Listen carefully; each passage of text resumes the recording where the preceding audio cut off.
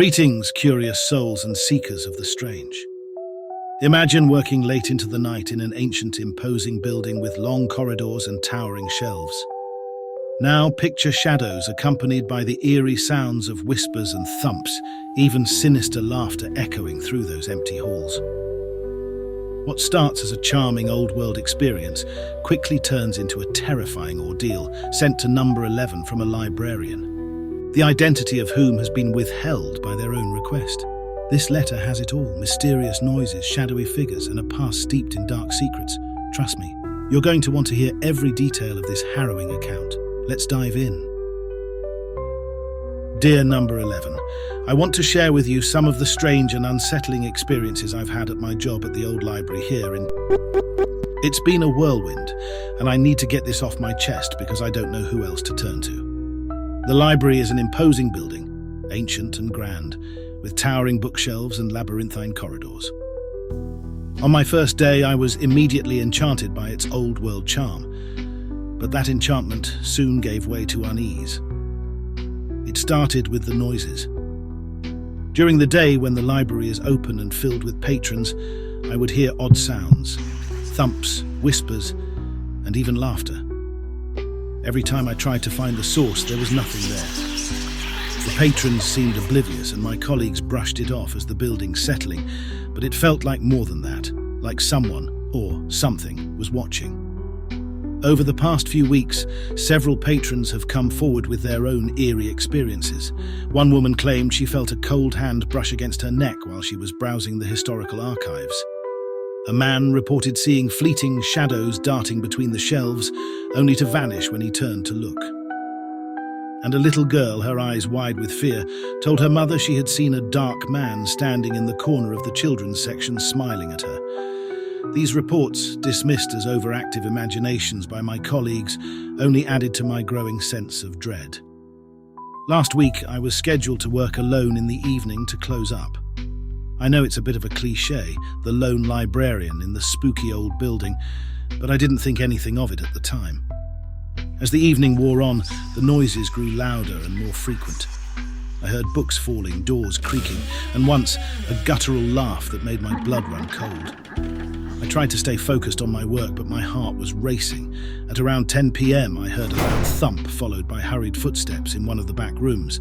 Summoning all my courage, I went to investigate, clutching my torch. The room was empty, but the air was heavy, and I could feel a presence. Then the shadow appeared. It was just a flicker at first, a glimpse out of the corner of my eye. But soon it became more solid, a dark, amorphous figure lurking at the edge of the light. Panic set in, and I ran. The shadow followed, gliding effortlessly through the aisles as I darted between shelves, trying to lose it. I could hear its whispering, unintelligible but menacing.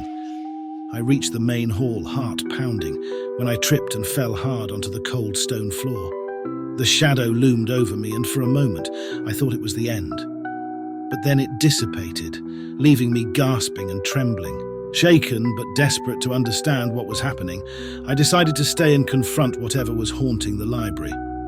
I stood up and walked slowly towards the office, where I believed I could gather my thoughts and possibly rationalize this whole thing. That's when I heard it again, a soft, sinister murmur echoing through the empty halls. The words were indistinct, like a chant or an incantation, but the tone was unmistakably dark.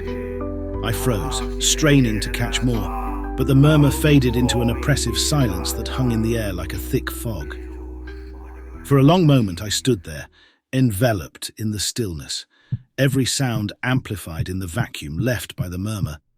Desperate for answers, I have immersed myself in researching the library's history. I've discovered that it has had a long and troubled past, stretching back over centuries. There are countless stories of supernatural encounters, patrons claiming to see ghostly figures, hear inexplicable noises, or feel unseen hands brushing against them. Many of these reports mirror my own experiences. I found old newspaper clippings and journal entries, each describing alarmingly strange events that have sent shivers down my spine. Yet despite the abundance of stories, the evidence always leads to a dead end. The official records were frustratingly sparse, often dismissing these occurrences as folklore or old wives' tales. One, however, is worthy of note. The library's first librarian in the early 1900s, a reclusive and enigmatic man, had mysteriously disappeared without a trace. Some claimed he had become obsessed with the supernatural and the pursuit of life after death, but once again details were very light on the ground. My own encounters do seem to echo these tales. The cold hand that brushed a patron's neck, the fleeting shadows, and the malevolent murmur, all are eerily similar to the experiences documented by others throughout the library's history. The deeper I dig, the more convinced I am that there is something fundamentally wrong with this place. Something ancient and malevolent that has persisted through the ages. I can't shake the feeling that the shadow and the whispers are connected to the dark history of the place, and that something terrible may happen if I go back. I'm terrified and at a loss for what to do. I keep thinking about what you always say, about how in the dim light and the lengthening shadows we must never look away. I can't bring myself to go back to work, paralyzed by the fear of what might be staring back at me from the darkness. It seems silly, really, a grown adult being afraid of an empty room, but I just cannot get past these events. Please, if you have any advice or know someone who might help, let me know. I'm desperate for answers and too frightened to face this alone. Yours truly. Deep and sincere thanks for your letter. What we seem to have here is a classic case of a haunted location with a rich, if murky, history of supernatural encounters. The old library, with its labyrinthine corridors and towering bookshelves, sounds like the perfect setting for such phenomena. Your experiences, mysterious noises, shadowy figures, and an overwhelming sense of being watched are textbook signs of a haunting. The detail that stands out to me most is the sinister murmur followed by an oppressive silence.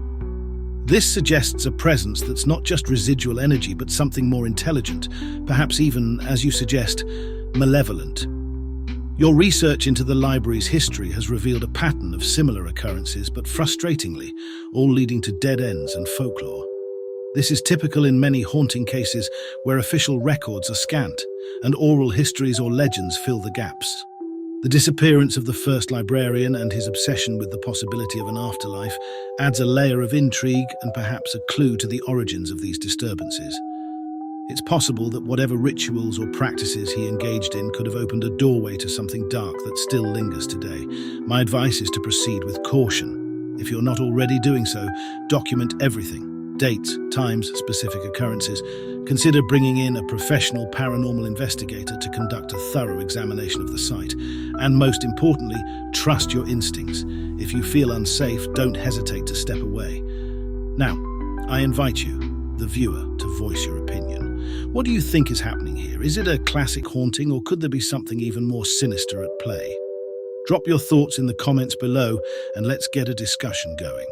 And if you have any similar experiences or stories, feel free to share them too. You can do so by sending an email to the address in the About section of the channel, or simply reach out via the comments. I do read and reply to everyone. With this, our video comes to an end. You can hear more unsettling accounts in our previous uploads. Perhaps consider subscribing to stay up to date with everything taking place here at number 11. But for now, until next we meet, keep your eyes open and remember, when the lights dim and the shadows lengthen, don't look away. You never know what might be staring back at you. Good night and farewell.